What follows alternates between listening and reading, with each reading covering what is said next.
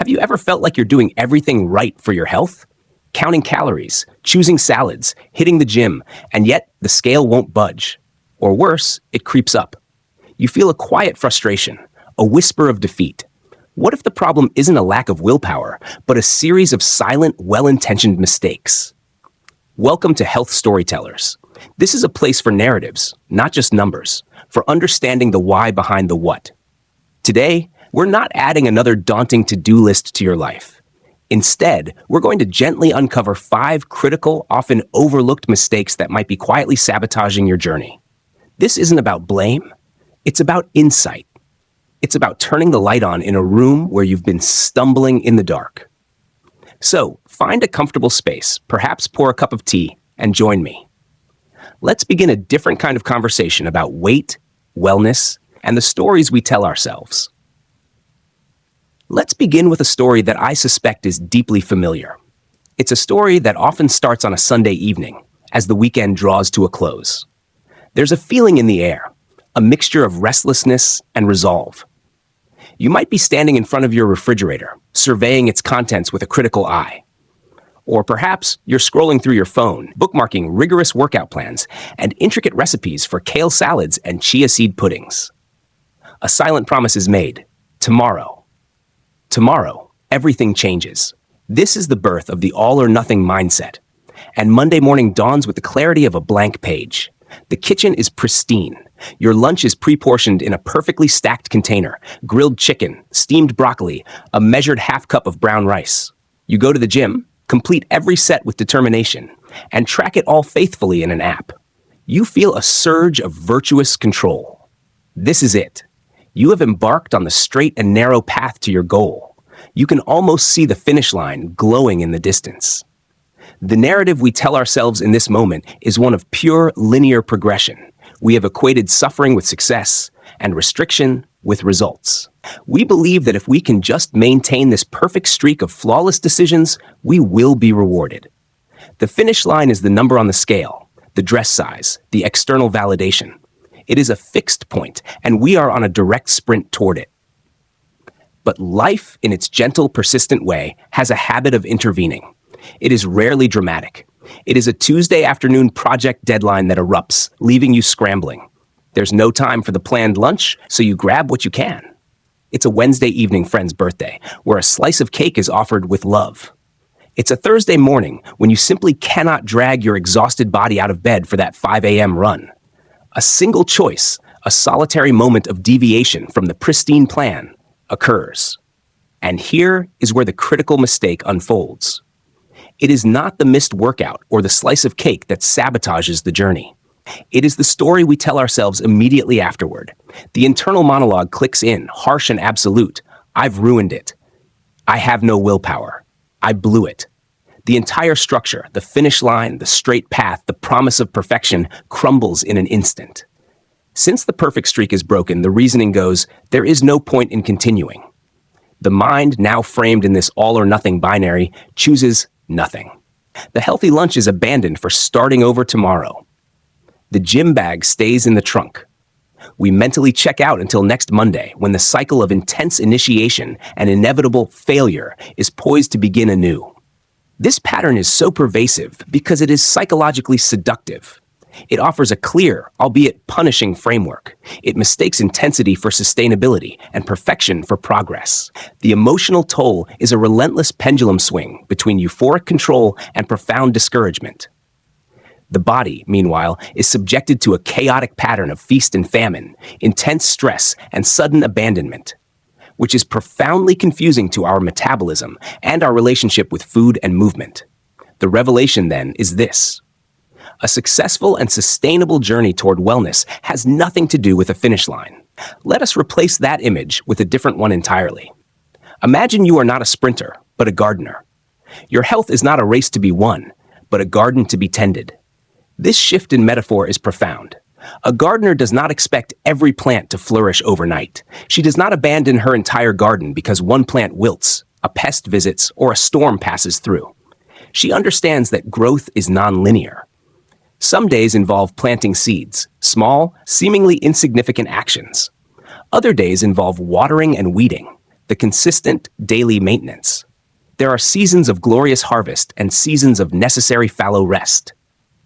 Applying this to our journey, the Monday start becomes simply one day of tending. The Tuesday lunch choice that deviated from the plan is not a cataclysm. It is merely a moment. The gardener would note it, perhaps adjust her watering schedule, but she would not set the entire garden on fire. She would return the next day, trowel in hand, and continue her work.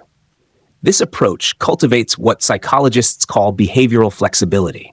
It is the antithesis of rigid, rule-based living. It asks a different question. Instead of, did I succeed or fail today, we learn to ask the overall direction of my choices.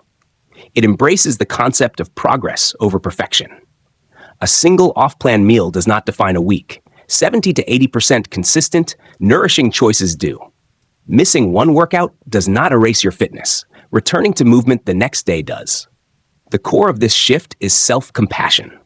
Research consistently shows that self-criticism is a remarkably poor motivator for long-term change. It triggers stress responses and often leads to the very behaviors we wish to avoid. Self-compassion, on the other hand, treating yourself with the same kindness you would offer a friend who stumbled, creates a psychological environment safe enough for growth and resilience. It allows you to course correct without collapsing the entire enterprise. Therefore, the first and perhaps most fundamental step is to release the illusion of the finish line. Unhook your sense of worth from a perfect streak of days. Your journey is not a brittle straight line to be shattered by a single misstep. It is a winding, living path through a landscape you are learning to nurture. Your task is not to sprint, but to show up consistently with patience and care, understanding that some days you will water the plants and some days you will simply admire their growth, and that all of it is part of the beautiful, imperfect, and sustainable process of becoming. Our modern culture often wears exhaustion as a badge of honor. We speak of sleep as a luxury, an item at the bottom of a never-ending to-do list, something we will attend to once the important work is done. We champion the narrative of the high achiever who thrives on 5 hours of rest, as if the very act of needing sleep were a sign of weakness. This mentality frames our nights as empty space between productive days, a void to be minimized. But what if we have fundamentally misunderstood the nature of sleep? What if, in our relentless pursuit of wellness through action, through diet and exercise, we are systematically dismantling its very foundation? Consider a person we'll call Alex. Alex is the picture of dedication. Her diet is meticulous, her food journal detailed. She attends high-intensity interval training classes 4 times a week, pushing her body to its limits. By all accounts, she is doing everything right. Yet, Alex is locked in a frustrating struggle. The scale is stubborn. Her workouts feel increasingly grueling, as if she's running through wet sand. She experiences persistent, gnawing hunger, particularly for carbohydrates and salty snacks in the afternoon. Her willpower, so strong in the morning, evaporates by evening, often leading to choices that baffle and disappoint her. She attributes this to a lack of discipline, redoubling her efforts at the gym and tightening her dietary restrictions, only to find herself more fatigued and more frustrated.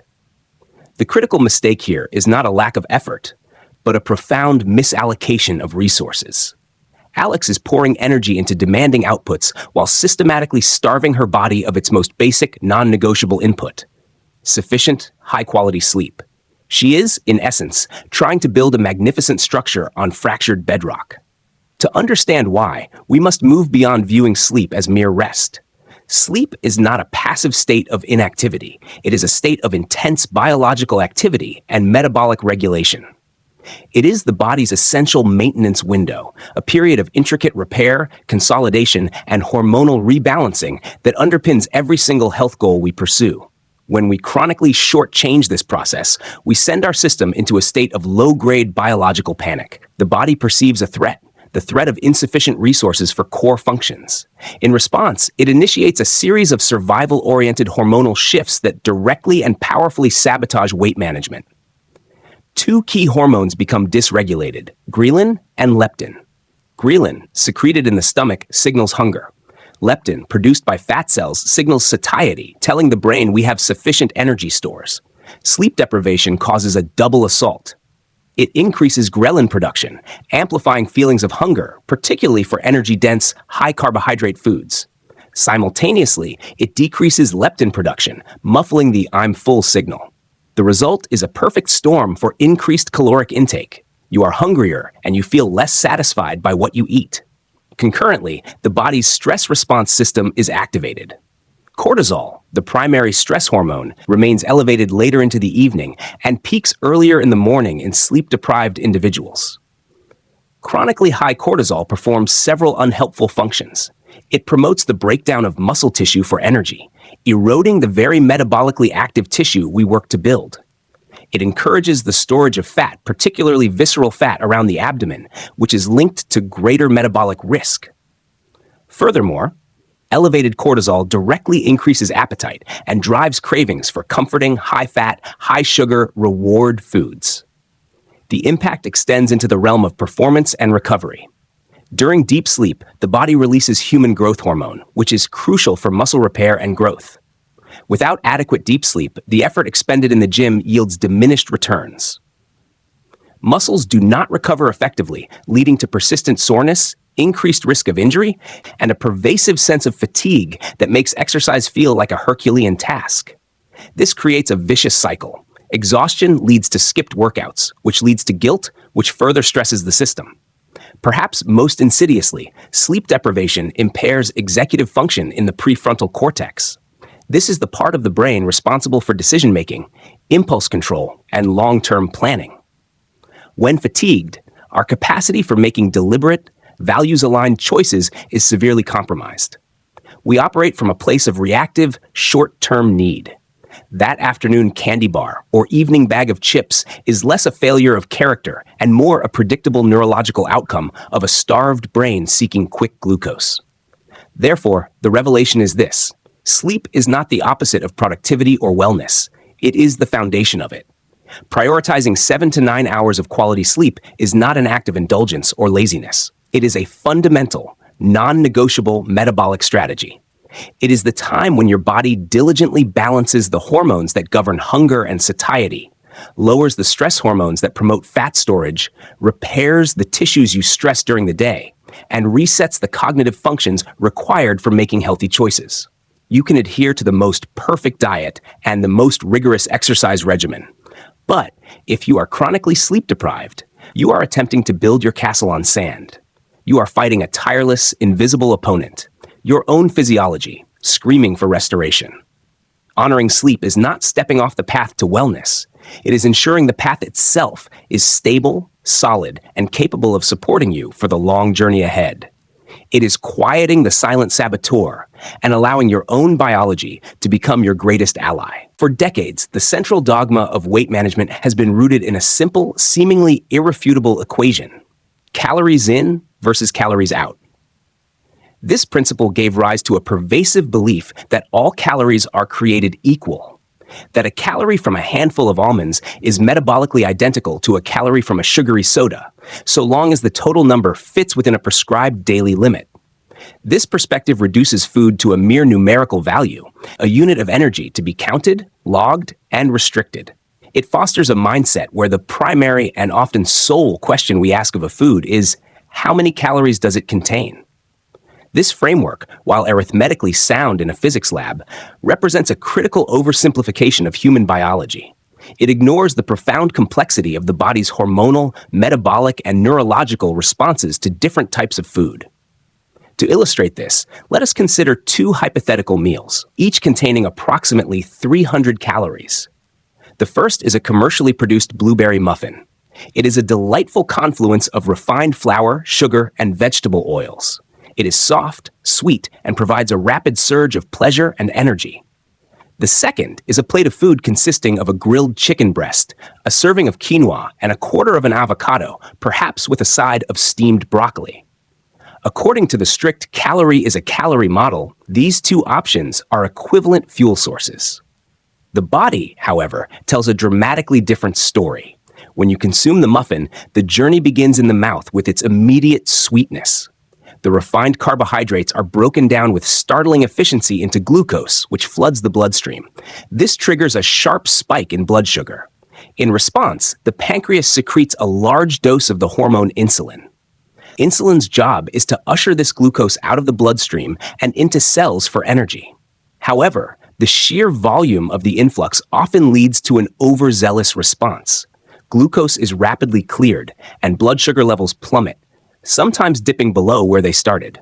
This crash signals a metabolic emergency to the brain, manifesting as renewed hunger, irritability, brain fog, and a powerful craving for more quick energy carbohydrates to restore balance. A significant portion of this glucose, if not immediately needed for energy, is directed to the liver, where it is converted into fat for storage. The highly processed fats and lack of fiber offer little satiety, leaving the stomach empty and signaling for more food long before the calories are metabolically processed. Now, observe the body's journey with the second meal. The chicken provides a matrix of amino acids, protein, which requires significant energy to break down its high thermic effect of food. Protein also stimulates the release of hormones like peptide YY and GLP-1, which are powerful satiety signals, telling the brain you are full and satisfied. The quinoa, a complex carbohydrate, and the broccoli, rich in fiber, are broken down gradually. They release glucose into the bloodstream at a slow, steady trickle, avoiding the dramatic spike and crash. This demands only a modest, measured release of insulin. The healthy fats from the avocado further slow digestion, contribute to hormonal production, and add to the feeling of fullness. The meal provides a broad spectrum of micronutrients, vitamins, and minerals that act as essential cofactors in thousands of metabolic processes, from energy production to cellular repair. The 300 calories from the muffin and the 300 calories from the balanced plate are not merely different. They send diametrically opposed instructions to your body. One instructs, store fat, spike hunger, and prepare for another energy crisis soon. The other instructs, provide sustained energy, promote satiety, support cellular function, and maintain metabolic equilibrium. This leads us to the central revelation. Food is not just fuel, it is information. Every bite is a biochemical message, a set of instructions that programs your hormones, your metabolism, your immune system, and your gene expression. When we focus solely on the calorie content, we are reading only the price tag while ignoring the user manual. The pursuit of health, therefore, must shift from a philosophy of simple restriction to one of strategic nourishment. It involves asking a more sophisticated set of questions. What will this food do for my body? How will it make me feel in an hour? What nutrients does it provide to support my cellular machinery? This is the concept of nutrient density, prioritizing foods that deliver the highest payload of vitamins, minerals, fiber, and phytonutrients per calorie consumed. A diet composed primarily of nutrient-dense whole foods, lean proteins, vegetables, fruits, legumes, and whole grains, naturally regulates appetite through hormonal signaling. It stabilizes energy, reduces inflammatory responses, and creates an internal environment conducive to fat burning rather than fat storage.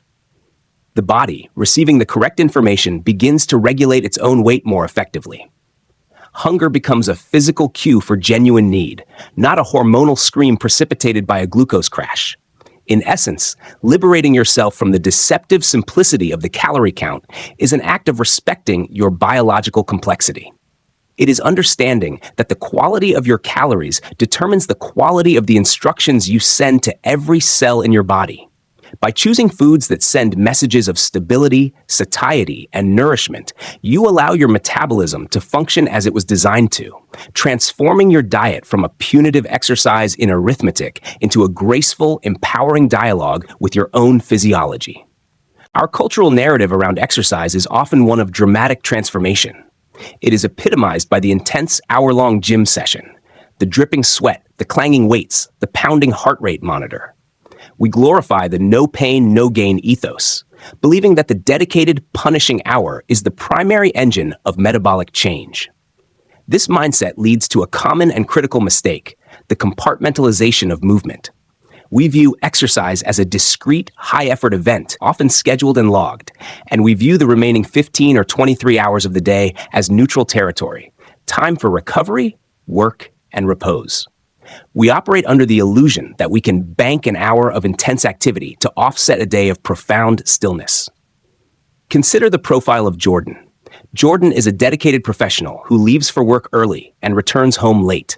3 evenings a week, without fail, Jordan goes to the gym. For 60 focused minutes, Jordan is a paragon of exertion. Heavy lifts on Monday, spin class on Wednesday, high-intensity circuit training on Friday. This hour is sacred, non-negotiable.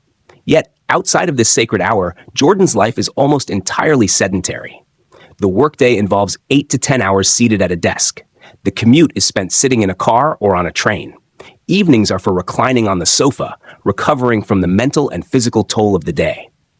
Jordan is perplexed and frustrated. The effort at the gym is significant, yet the expected changes in body composition are elusive.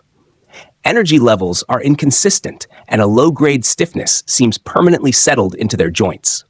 The problem here is a profound misunderstanding of human metabolism. The body is not a simple checking account where you make a large weekly deposit of calories burned to cover daily withdrawals of calories consumed.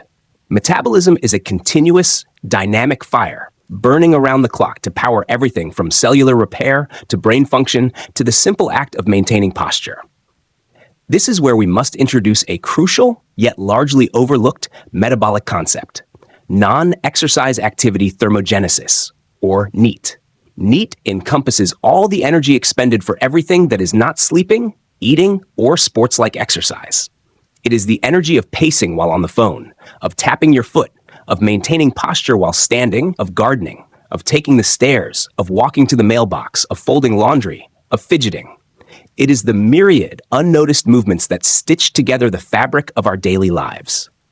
For the vast majority of people living in modern technology-driven societies, NEAT is the single most variable component of daily energy expenditure, and it is astonishingly malleable. Research indicates that differences in NEAT can account for a variance of up to 2,000 calories burned per day between two individuals of similar size.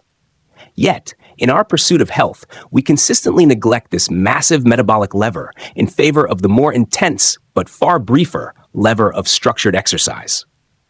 Jordan's pattern creates a metabolic contradiction. The 1-hour gym session is a potent stressor, a beneficial one that builds strength and cardiovascular health, but it is followed by a lengthy period of metabolic conservation. The body, in its evolutionary wisdom, adapts to the dominant signal. If the dominant signal for 95% of the day is stillness, the body optimizes for stillness. It downregulates metabolic rate, reduces circulatory efficiency, and alters muscle physiology to conserve energy. The intense 1-hour workout becomes an isolated spike in an otherwise flatlining graph. It is, to return to our earlier metaphor, like throwing a large, dense log onto a fire once a day, while carefully ensuring no oxygen reaches the flames for the other 23 hours. The log may smolder and create a brief flare, but it cannot sustain a consistent, warm blaze. The revelation, therefore, is this: consistent, low-grade movement throughout the day is not supplementary to your fitness. It is foundational to your metabolism. It is the kindling that keeps the metabolic fire burning steadily. It maintains circulation, supports lymphatic drainage, aids in glucose regulation by continually prompting muscles to uptake sugar from the bloodstream, and prevents the musculoskeletal system from seizing into the cramped posture of prolonged sitting. Increasing your NEAT does not require more gym time. It requires a reintegration of movement into the architecture of your daily life. It is the conscious choice to take a 5-minute walking break every hour, to stand while taking a phone call, to park farther away, to use a standing desk, to walk to a colleague's office instead of emailing, to do a few stretches while waiting for the kettle to boil. This is not exercise. This is movement hygiene. It is the practice of not letting your body stagnate. When you prioritize NEAT, you create a metabolic environment that is primed for health. The fire burns steadily, making the addition of structured exercise, the larger log, even more effective. The body is no longer seesawing between extremes of stress and stagnation, but exists in a state of gentle, constant readiness. You are not just working out, you are living in a body that is, by design, in motion. By awakening to the power of the unseen workload, you harness the cumulative, transformative power of 1,000 small movements, turning the entirety of your day into an ongoing, silent conversation with a vibrant and active metabolism. We live in an age that valorizes busyness. Our worth is often implicitly tied to our capacity to manage multiple streams of demand: professional deadlines, familial responsibilities, social obligations, and the relentless self-improvement project that is modern wellness. We have become adept at managing this stress cognitively. We prioritize, we delegate, we utilize productivity applications, and we reassure ourselves with affirmations that we can handle it all. We treat stress as a series of problems to be solved in the mind. We believe that if we can just think our way to a calmer perspective, our bodies will follow. This represents a profound and critical misunderstanding of the stress response. While cognitive reframing is a valuable tool, it often addresses only the surface layer of a deeper physiological event. The body possesses its own memory and its own logic. It does not distinguish between a pressing work deadline and a physical threat to survival. The same primal alarm system is triggered. When this alarm sounds chronically, due to traffic, financial worry, relational tension, or even our own self-criticism, it creates a metabolic reality that exists independently of our thoughts. As the pioneering researcher Dr. Bessel van der Kolk succinctly titled his work, "The Body Keeps the Score." Let us visualize the experience of Sam. Sam's life, on a spreadsheet, looks healthy. Meals are planned, workouts are scheduled. Yet, Sam lives in a state of constant low-grade urgency. Mornings are a race against the clock. The workday is a barrage of emails that feel like incoming fire, back-to-back meetings, and the persistent anxiety of performance reviews. Even leisure time is often fragmented, spent scrolling through news cycles that induce a sense of global dread or engaging in social comparisons on curated digital platforms. Sam's mind is always working, solving, anticipating.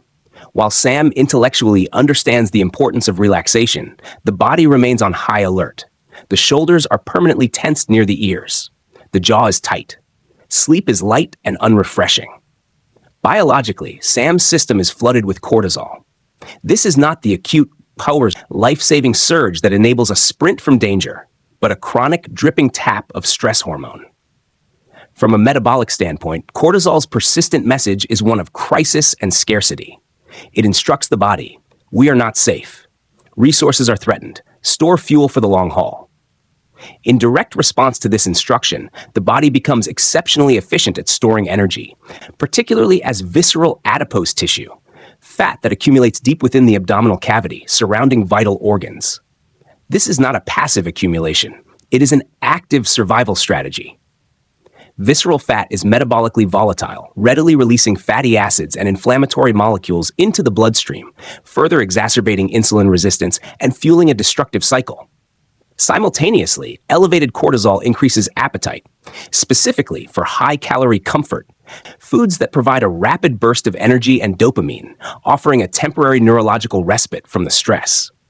It also promotes the breakdown of lean muscle tissue to provide amino acids for energy, slowly eroding the very metabolic engine we strive to build.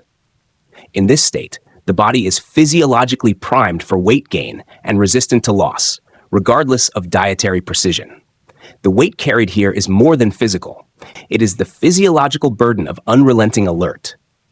The revelation is this: you cannot think your way out of a stress response that is held in the body.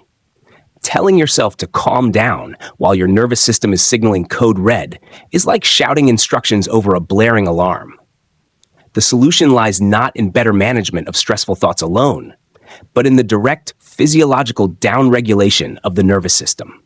We must communicate safety to the body in a language it understands, the language of physiology. This is where practices that seem passive or peripheral become metabolically central. They are not about emptying the mind, but about resetting the body's state. Diaphragmatic breathing, slow, deep breaths that expand the belly, not the chest, stimulate the vagus nerve, the central component of the parasympathetic nervous system, the rest and digest, counterpoint to the fight or flight stress response. This directly lowers heart rate and blood pressure, signaling safety. Mindful movement in nature. A gentle walk without headphones or purpose in a green space combines rhythmic movement with sensory input, birdsong, wind, the fractal patterns of leaves that the brain interprets as non-threatening, promoting a cascade of calming neurochemicals. Gentle yoga or Tai Chi. These practices marry deliberate movement with breath awareness, physically releasing muscular armoring, like those tight shoulders, while reinforcing the breath-body connection that is the gateway to nervous system regulation. Progressive muscle relaxation. Systematically tensing and then releasing muscle groups teaches the body to recognize and consciously relinquish the state of chronic tension it has come to accept as normal. These practices are not mere relaxation techniques. They are active metabolic interventions.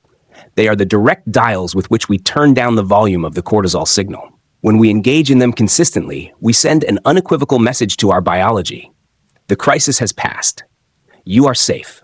You may release stored fuel, repair tissue, and operate from a baseline of equilibrium.